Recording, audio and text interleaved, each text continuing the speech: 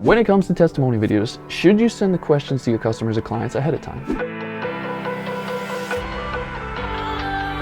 Now, in the video world, and anybody who has recorded testimonial videos professionally, generally they tend to send the questions ahead of time. Now, it's my personal belief that you shouldn't do that, and there are two reasons for that. The first one is if you're sitting down to interview somebody for a testimonial, when you send them the questions ahead of time, they end up only focusing on those specific questions. And it's like anything else, when you give someone guidelines or some sort of boundaries, they tend to stick within those boundaries. And the second reason I don't like sending the questions ahead of time is because of those boundaries. When you have somebody who's sitting there sharing a story and they're only focused on the questions you send, they rarely open up and show the true depth and nature of the story that needs to come out. So generally, I don't like to send them ahead of time. That being said, sometimes I will send the questions ahead of time, but only if the customer or client actually asks for them. And I do that just to make them feel comfortable. And when I send them, it's only 3 or 4 really generic questions, and I let them know that we're going to just have a conversation, and a lot of the questions that pop up are going to come from that conversation. That way, they have an idea of what's going to be asked, but it doesn't box them in with what they're going to answer, and we get to go deep and find the real emotion to get a good testimonial video.